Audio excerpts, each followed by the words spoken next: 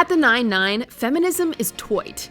Welcome to MsMojo, and today, we're counting down our picks for the top 10 feminist moments on Brooklyn Nine-Nine. Excuse me, officer. Yeah, sweetheart.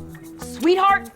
Seriously, Hank, is that how you talk to women who come in here? For this list, we'll be looking at moments, scenes, and episodes where the characters in this police procedural comedy were the ultimate feminist role models and allies. Number 10. Amy reminds Rosa about her unbreakable spirit. I'm fine. I can see that. This is going well, clearly. This episode marked Melissa Fumero's directorial debut. Rosa rocks up to work with two fully bandaged hands and insists that she can get through the day without any help.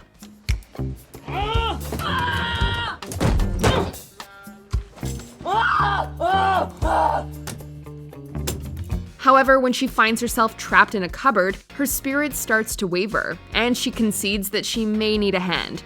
While Amy originally argues that true strength is knowing when to ask for help, watching Rosa struggle gives her a change of heart. There is nothing the human spirit cannot overcome. So Rosa Diaz, you are not quitting. You are gonna open that door because you are a badass and you don't need help from anyone! Instead, she gives her friend an empowering pep talk, restoring Rosa's unbreakable spirit and helping her free herself. As the pair celebrate the moment, Rosa declares, Oh, that was great! I love being independent! Number 9. Gina Linetti being unapologetic AF. And then God, a woman, said, "Let there be Gina!" Sure, Gina is a tad quirky, but there's a lot we can learn from her.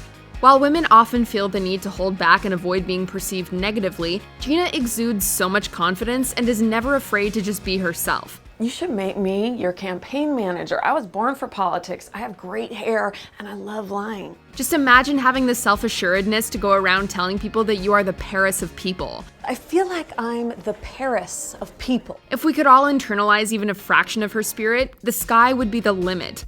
She basically manages to start a cult because she's the human equivalent of the 100 emoji.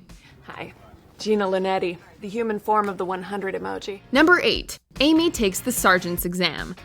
We know Amy loves an exam, but as the sergeant's exam gets closer, she starts to have doubts. Why are you taking so long to cook my frickin' oatmeal?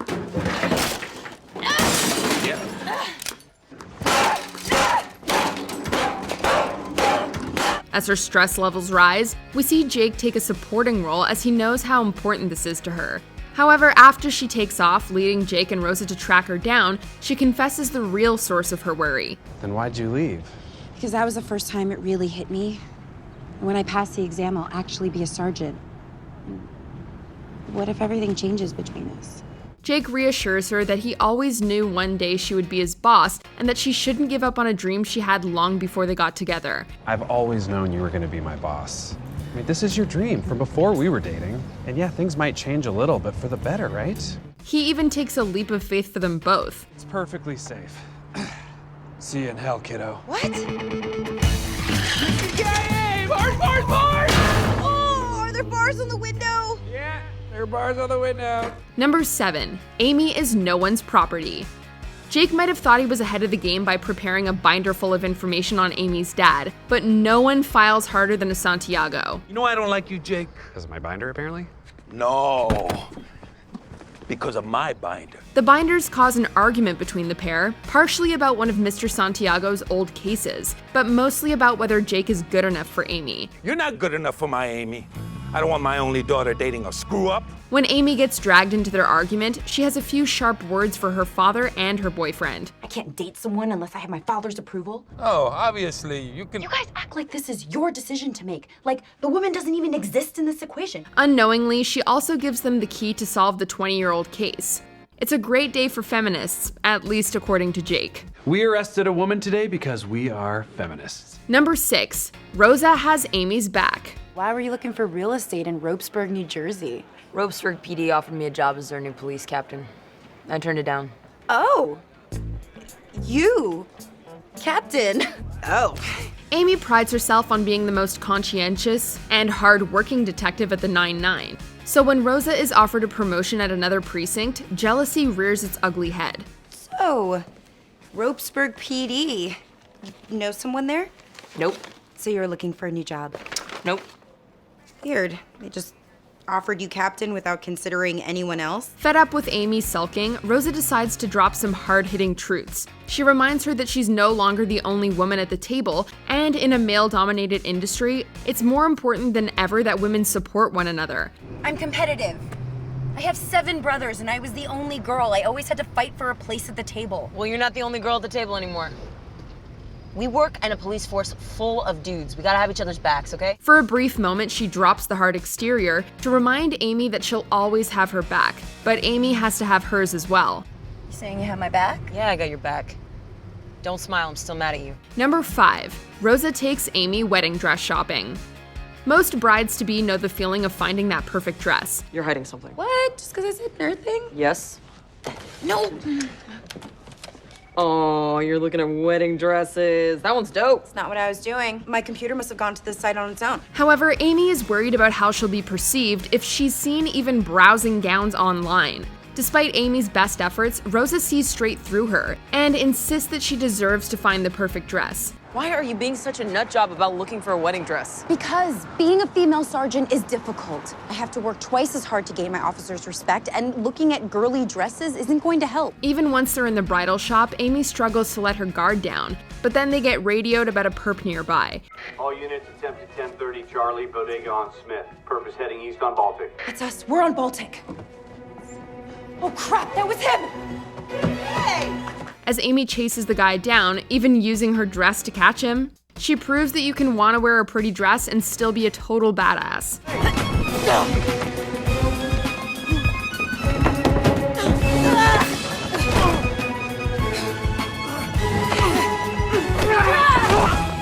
Stay down! Damn, Sarge. Maybe I do like the sash. Number 4. Amy becomes a sergeant. Sergeant Santiago, commander of the 99's uniformed officers, reporting for duty. Hey! It's a big day for Amy when she makes history as the first female sergeant in her district. The pressure is piled on further by Holt, who reminds her that she now represents all Latinas in the police force too. Pressure is an important part of success. Just remember, you represent all Latina policewomen right now. Thanks. Despite following Terry's advice on commanding respect, Amy struggles to make the same impact, especially when she must deal with an Amy who constantly interjects his own ideas anytime she pauses. Anyway, our first order of business will be updating the filing system, so... We should use barcodes. No need to jump in. I already have a system in mind. She eventually learns that working with an Amy is an asset, and finally masters the skills of pausing mid-sentence, leaving the staff hanging onto her every word. After the meeting, I will be handing out new...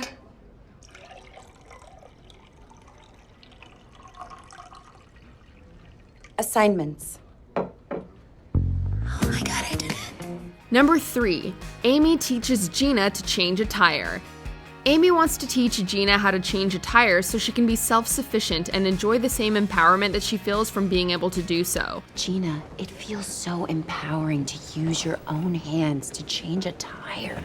Phone, call me a tow truck. No, phone, no! Look, Gina, don't call a tow truck, okay? I will teach you how to change a tire. However, Gina sees this as an opportunity to exploit Amy's good nature and just lets her go on with it without paying the slightest attention to the tutorial. And then you release the jack, and voila!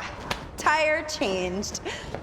Don't you feel empowered? Yes. There's nothing more empowering than getting a condescending colleague to do a menial task for you. However, after Amy slashes Gina's tire in revenge, and it turns out to be a stranger's car, Gina does step in and help Amy out, admitting that it was an empowering experience. You changed a tire! You were listening to me! Not at all. I watched a video online on how to do it. But I will give you this. It was really empowering. Right? So while Amy's own tires lay strewn across the ground, she still can't help but celebrate this moment as a win. And you did such an impressive job, especially for your first time. Oh no, I had a bunch of practice. I actually used your car for that.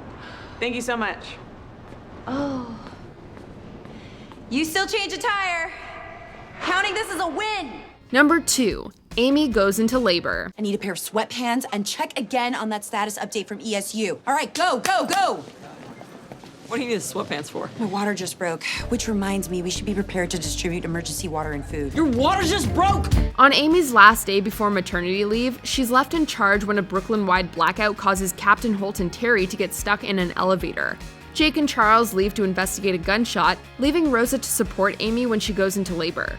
While Rosa tries to get her to the hospital, Amy refuses to leave the precinct and just works through her contractions no matter how intense they get. So listen, I've been timing your contractions. What? How? I've been hiding them so well. No, you have not. There's too much radio chatter. Let's try to keep non-emergency communications down to a minimum. As the new parents hold their baby, they look forward to a time where they can share with him the story of just how awesome his mom is. We did it, Ames. We made the world's hottest baby. Say cute, Jake. Nope, this kid is liquid fire. Before we continue, be sure to subscribe to our channel and ring the bell to get notified about our latest videos. You have the option to be notified for occasional videos or all of them. If you're on your phone, make sure you go into your settings and switch on notifications. Number 1. Me Too. In the wake of the Me Too movement, Stephanie Beatriz made her directorial debut on an episode that really highlights an experience that many women know all too well. I was working late, and he called me into his office. He had clearly been drinking, and before I knew it, he pushed me into a desk and he tried to take my clothes off. So I grabbed his stupid golf club and I hit him in the Cookie Monster, which is what he calls his penis, by the way. Gross. When a sexual harassment case comes to the precinct, Amy reflects on her own experiences, and generally, the microaggressions women deal with every day. But when I finally made detective, he took me to dinner and tried to kiss me.